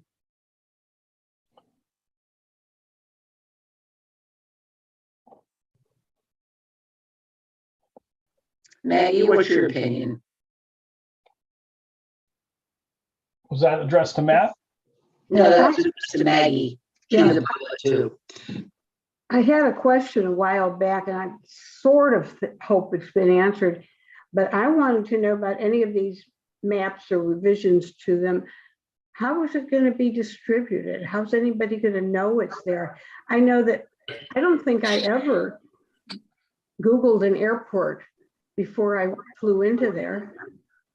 And I don't know, I mean, I just don't understand. I mean, it's a beautiful graphic, and I think it's very good, but I don't know how it's supposed to get there. Maggie, that's a great question. I'll dive into that. So that's the issue that we face, is getting the message out. The community, it's hard for me to communicate to the community that the challenge really isn't that we just put these maps up, because as you mentioned, that's not normal flight planning where you go to the website of the airport you're visiting and what's the noise abatement. That's not typical. So that was part of the reason we're doing our noise forum tomorrow. We invited 35 flight schools in the LA basin to have them send a representative to pass out. We've got this flyer that we're going to use initially. We'll make some changes, but other information for them to bring back to their individual flight school. That's also why we hired our new PIO, our Communications Engagement Manager, so that she could then in turn, because we're not going to get all the flight schools or all the flight instructors, but then she can also make the rounds to those individual flight schools over time. I mean, even if tomorrow we got every single flight school, they get new CFIs, new students. We got to do this on a regular basis. So we'll have it up on our website.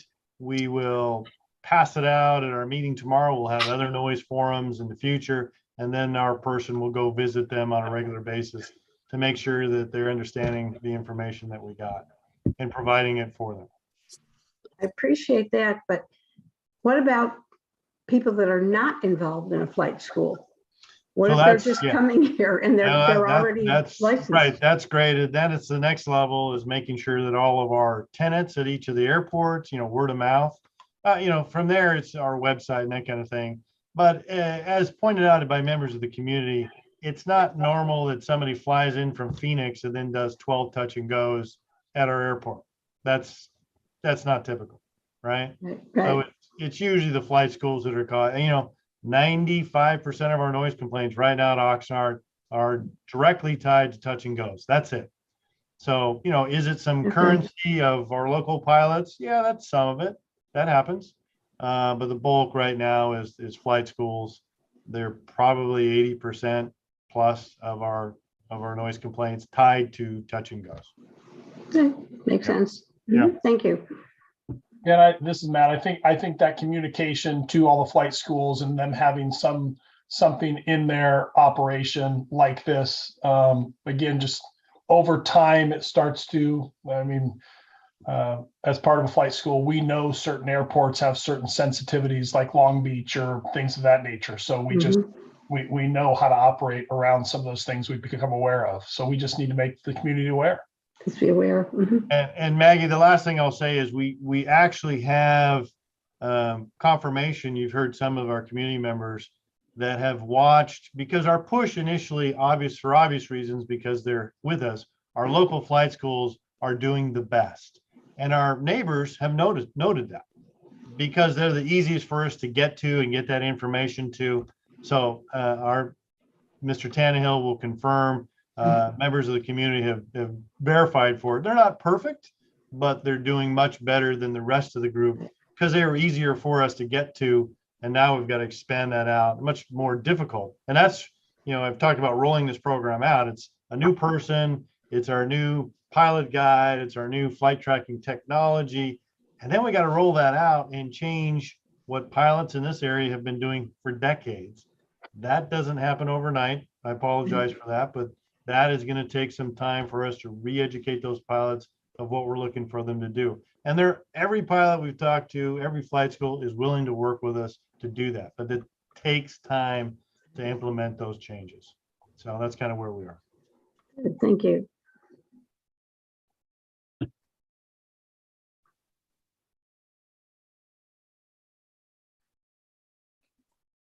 This is Bob Trimber, and I'll move approval of the amended pilot guide for both airports as presented. I'll second.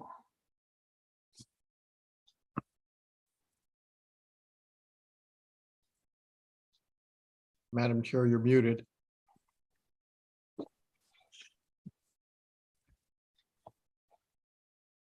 It's a little confusing because I'm staying muted for the benefit of Mr. Tannehill. So it's a little confusing to remember if I'm muted or not. Anyway, all those in favor? Aye. Aye. Any opposed? Motion carries. Did we lose Nanette? I think I don't see her anymore. I think we might have lost Nanette. Yes, Nanette logged off about 20 minutes ago, so I am keeping track. I will note that that motion passed unanimously 7-0. Thank you, Anna. Okay. Shall we move on to director's report, please? We can. I will run through a few items. First is we are the long-awaited hangar lease for our tenants, Cohota members at Oxnard and Camarillo. There's about 220 of them. We've worked with their leadership on a transition for all 220 of those tenants. And starting with hangar inspections, we've got the board members and a few others that have volunteered to be the first test to go through the process. There's about 7 of them. And we're going to start with hangar inspections and then all the paperwork with the new leases starting this month in September, and hope to kick off with the rest of the members in October. And we expect it to carry us all the way through June of 23 to get through all 220. As at least one of the public members mentioned, the FAA on September 1st approved GAMI unleaded fuel for all piston airplanes in the fleet. Our very own CAU, Matt Johnston, is one of the West Coast representatives, going to move some volume in their airplanes. So there is a transition period, obviously, to get this into the system. But our one FBO at Oxnard and at least one at Camarillo are already working towards bringing in unleaded fuel to our 2 airports as soon as they can.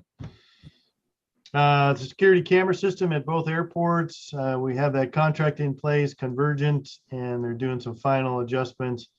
Do expect to have installation wrapped up by the end of this year. Noise update for both airports. As mentioned, we've hired our new communications and engagement manager, our PIO. Her name is Jeanette Haregi.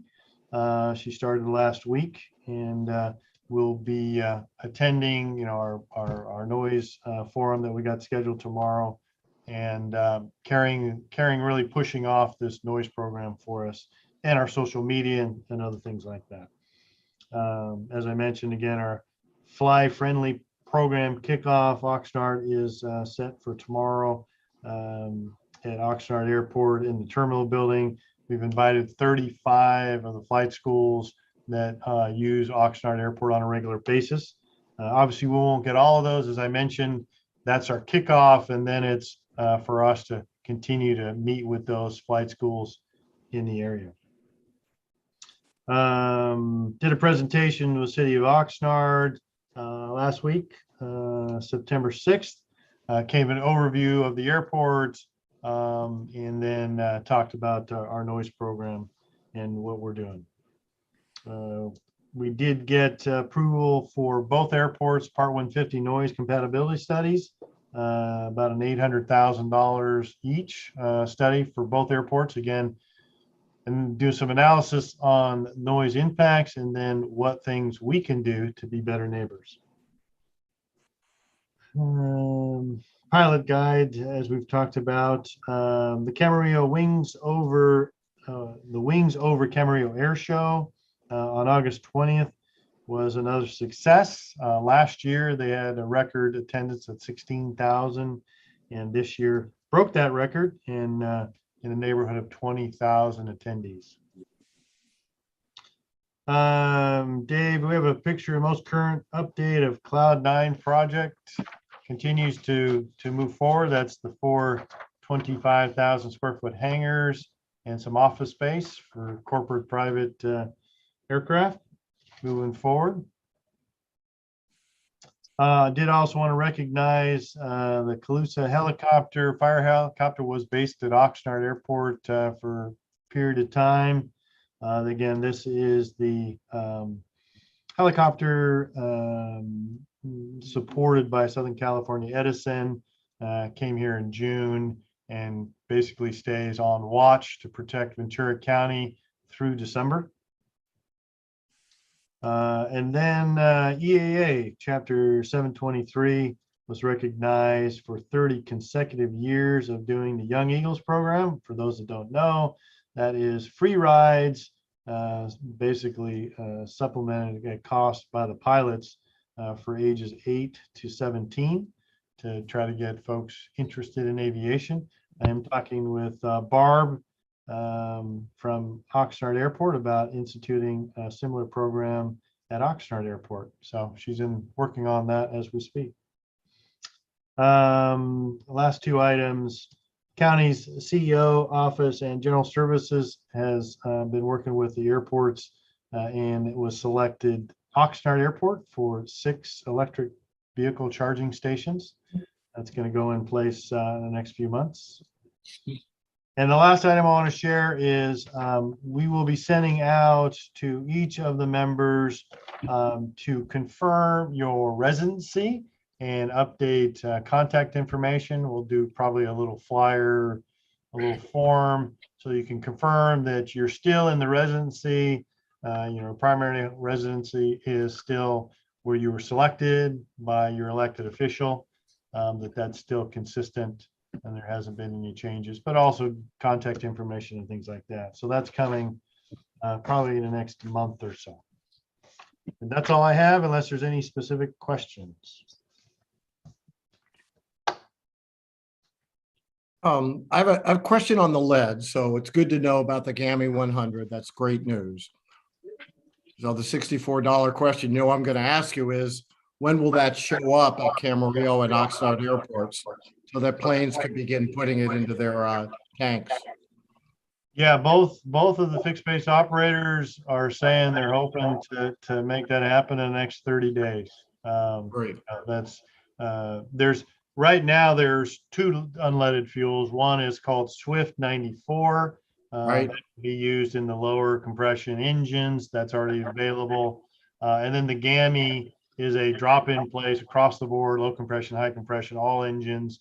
And that just got approval. So that ramp up probably a little bit slower. Although, again, as I mentioned, CAU has agreed to, at least in the newspaper articles, I don't want to put Matt on the spot, but they're much larger volume and different things. So I don't know if he's able to share what their timing is on the GAMI fuel.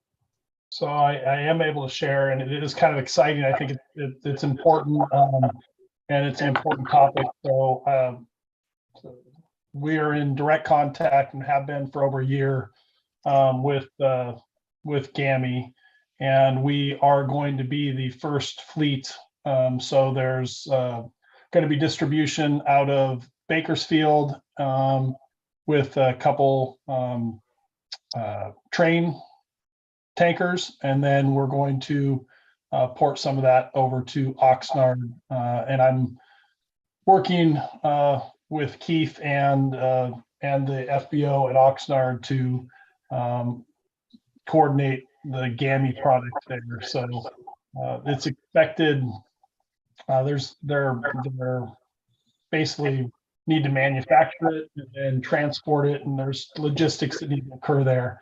But I think that product has a broad base use, as Keith mentioned. It's STC'd, across the board for all aircraft, whereas there's limitations on some of the other options. So we're excited to be part of bringing that to Oxnard, and the timing's, I think, great with all this. That's great news. So what I'm hearing is the Swift 94 UL, that's what we're talking about bringing in sooner rather than later. And then the GAMI is in the future. Is that a fair understanding?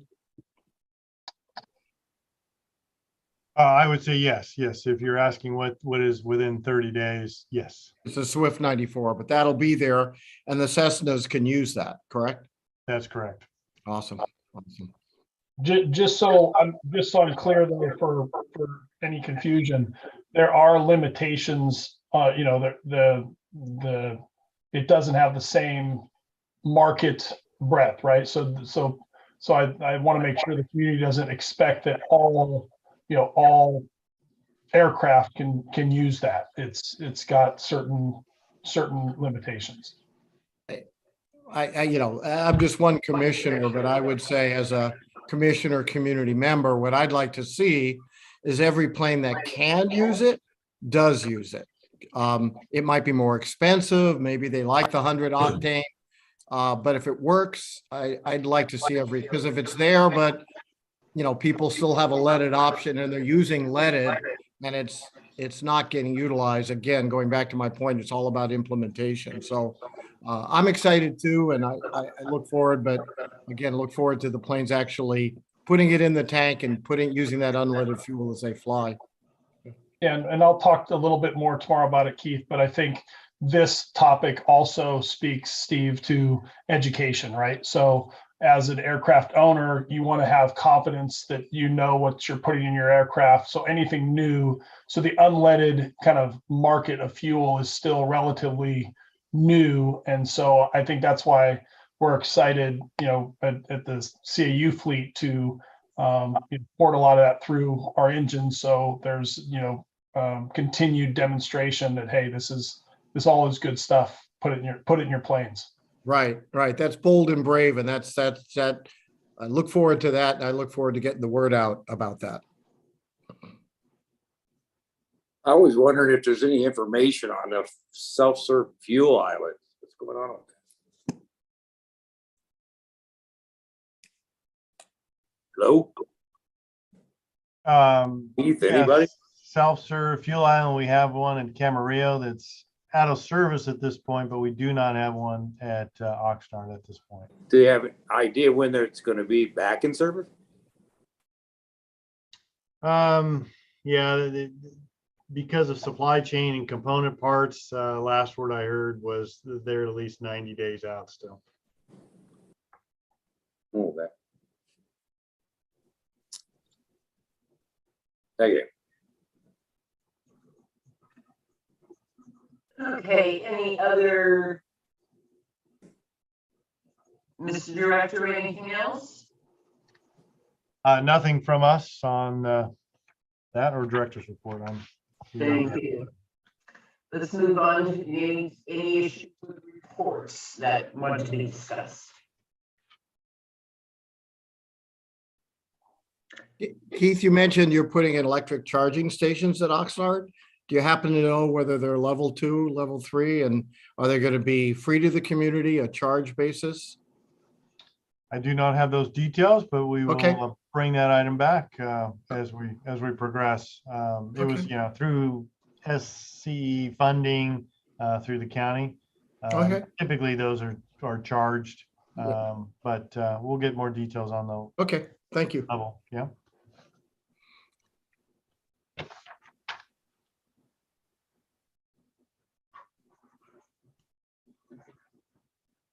Anything else on correspondence? Comments from the commission?